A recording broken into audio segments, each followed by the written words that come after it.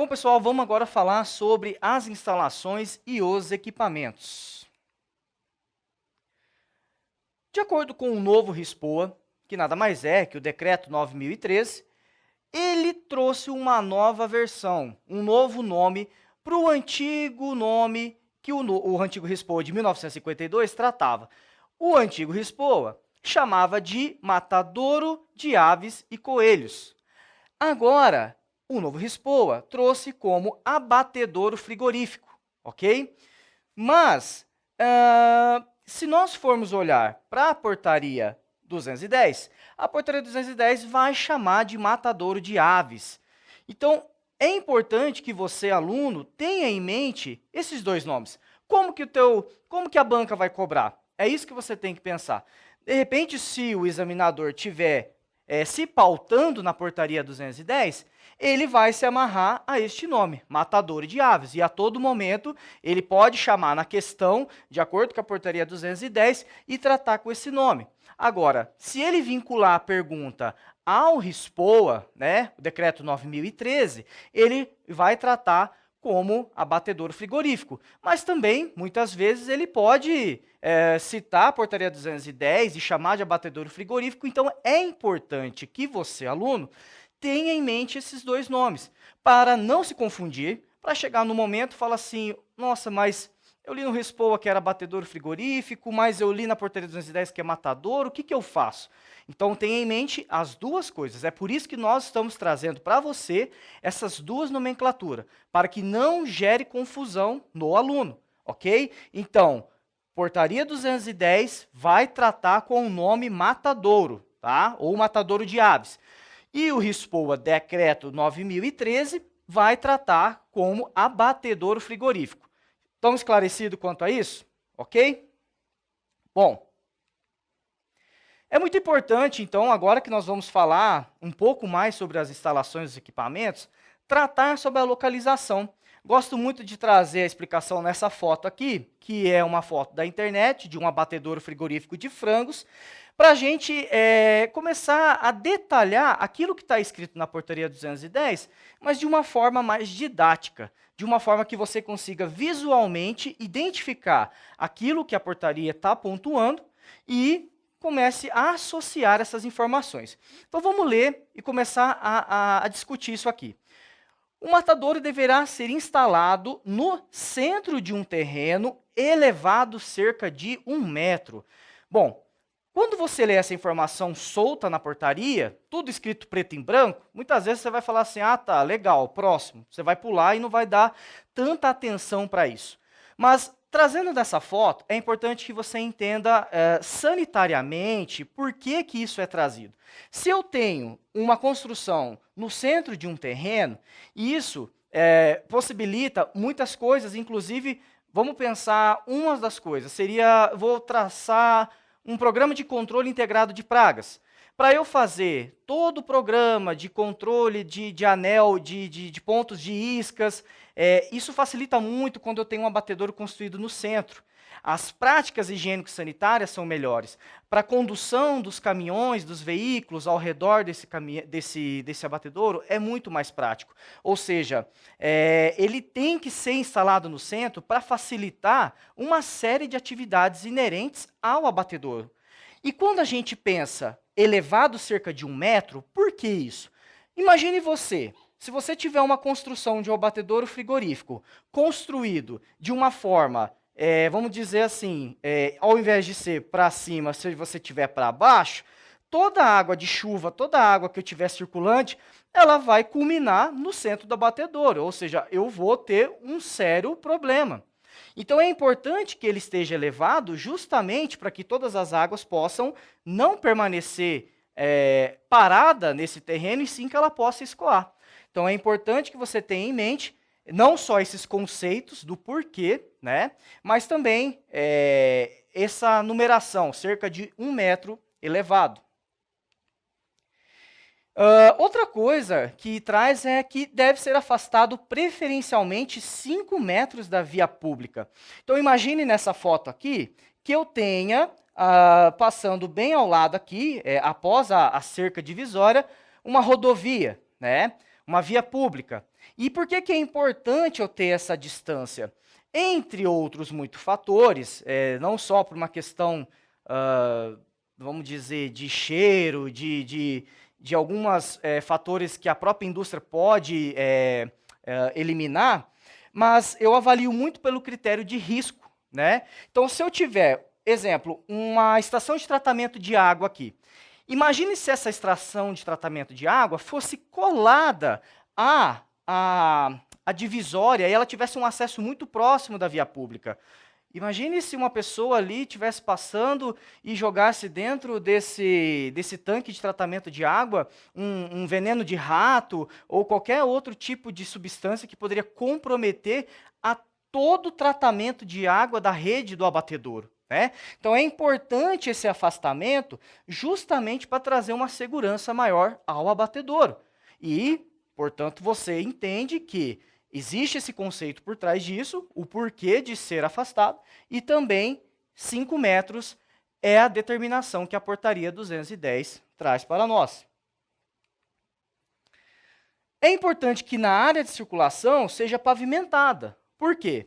Eu tenho toda uma circulação de caminhões aqui passando, outros veículos, e se ela não tiver pavimentada, toda essa poeira ela vai suspender e ela pode, exemplo, aqui eu tenho uma doca, que é uma expedição de carregamento de caminhões, que essa poeira pode ir toda para dentro da minha estocagem, da onde eu estou expedindo o meu produto.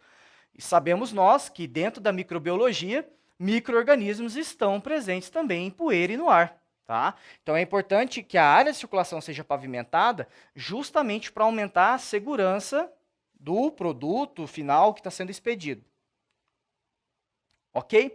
Outra coisa que a portaria 210 nos traz é sobre as condições das entradas, né? Então, o que que ela diz? Entradas laterais que permitam a movimentação e circulação independente de veículos, transportadores de aves vivas e veículos transportadores de produtos, quando possível, com entradas independentes. Vamos entender isso aqui melhor? Ok. Então, eu vou apontar para vocês aqui uma entrada. Eu tenho uma entrada lateral, ok. Se eu tiver, por que que ele traz, quando possível, entradas independentes? Para evitar a contaminação cruzada, tá? Então, quando eu tiver uma entrada, vamos dizer que aqui seja a entrada e saída de veículos que transportam o produto pronto. Não é nada interessante que por essa mesma entrada eu tenha a circulação de caminhão com aves vivas. Aves que podem, por algum motivo, por causa de fezes, de penas, transmitirem por uma contaminação direta ou indireta,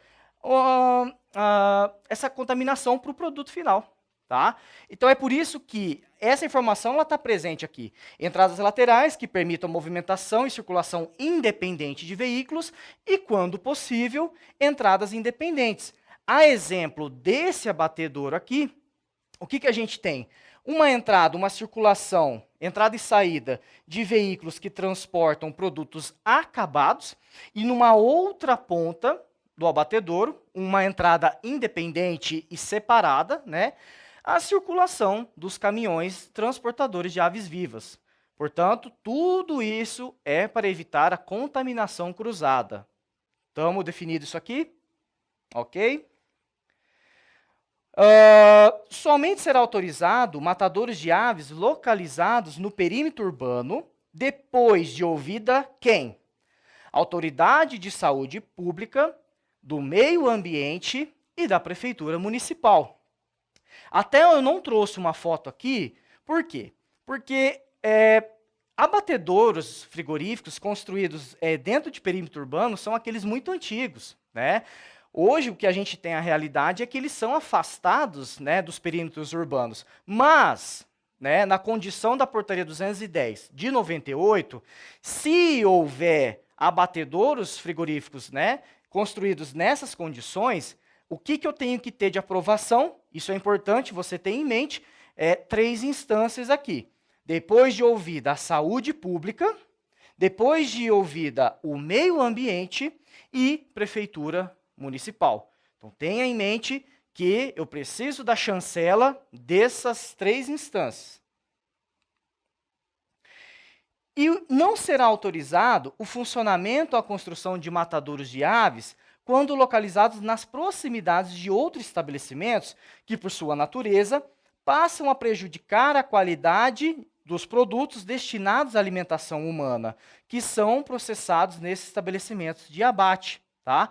Então, se eu quiser construir um abatedouro frigorífico, de repente, perto de outras indústrias alimentícias, restaurantes, ou qualquer coisa que devido a aquilo que eu emito, que eu posso ter de emissão de gases, de poluentes, dentro do meu abatedouro frigorífico, o meu abatedouro de aves ou abatedouro frigorífico de frangos, isso não vai ser permitido. Tá? Isso aqui não será autorizado o funcionamento. Bom, o que a portaria 210 traz de definição quanto às instalações? É o setor de construção civil do estabelecimento, propriamente dito, e das dependências anexas, envolvendo também sistemas de água, esgoto, vapor e outros. Agora aqui, nós vamos pontuar para você, aluno, fotos e coisas que são pontuadas na portaria 210 para facilitar a sua compreensão. Tá? Então, uma vez que sabemos que as instalações estão dentro do âmbito das construções civis e também está relacionado a dependências anexas e sistemas de tratamento de água, esgoto e vapor, vamos trazer fotos e vamos pontuar passo a passo para que você compreenda melhor as instalações. Quanto à construção, suas características deverão atender às seguintes especificações. Vamos lá? Vamos falar do piso? Bom, vou ler passo a passo e explicando para você através dessa foto para ficar mais fácil a compreensão. A portaria 210 trata que o piso deve ser liso e antiderrapante.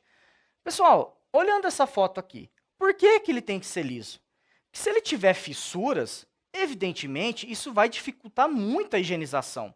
E tudo aquilo que eu tenho de limpeza e sanitização vai ficar comprometido. Antiderrapante também, né, por uma questão até de segurança do trabalho, para o funcionário não sair escorregando e criando alguma condição de acidente de trabalho. Então, estamos entendidos quanto a liso e antiderrapante? E impermeável e com declividade. Impermeável, justamente por quê? Porque se ele não tiver uma camada protetora que cele os poros presentes no piso, a minha higienização também vai ficar muito comprometida. Então, sem dúvida, ele deve ser impermeável. E a declividade, porque um piso que não tem uma boa declividade, ele tem água parada. Né? Então, se essa água ela não tem uma tendência natural a escorrer ali para facilitar até a passagem com um rodo, a retirada dessas águas paradas, esse abatedouro provavelmente vai ter sérios problemas com águas paradas. Agora, vamos falar sobre quanto que tem que ser essa declividade. Dependendo da sua banca, se ela quiser entrar em detalhes minuciosos com relação a números, ela pode muito bem querer cobrar, né? Quanto é essa declividade? Então, a portaria 210 diz que pode variar de 1,5% a 3%. Tá? Então, nós nunca sabemos aquilo que eles vão querer saber de você. Será que eles vão querer saber apenas um conceito ou eles vão entrar no mérito da numeração? Se eles quiserem saber detalhes, temos aqui de 1,5% a 3%. Tem que ser resistente a choque, atrito e ataques ácidos. Por que eu estou dizendo resistente a choque e atritos? Imagine que você está transportando uma balança, você derruba essa balança no chão, só que o piso é muito fraco, ele bate, ele trinca, e a partir desse momento eu tenho um piso trincado. Como que isso vai servir para a questão de higienização? Vai ser péssimo, né? Porque eu tenho um piso trincado. Então, ele tem que ser resistente a atritos, às vezes alguma coisa que você vai empurrar de equipamento, e também a esses impactos, a esses choques, para ele não quebrar ou trincar tão fácil assim. Tá? E por que resistente a ataques ácidos? Muitos detergentes que nós trabalhamos dentro dos abatedouros, eles podem ser ou muito básico ou muito ácido. Então, se eu tiver um ataque ácido naquele piso, ele não pode corroer. né? Ele tem que se manter resistente àquilo.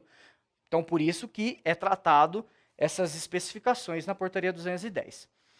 É permitido no piso material Gresite, Corodur, cerâmica industrial, cimentro, e essas reticências se remetem a outros tipos que o departamento o DIPOA, né, o Departamento de Inspeção de Produtos de Origem Animal, ou o CIF local, aprovem para a construção.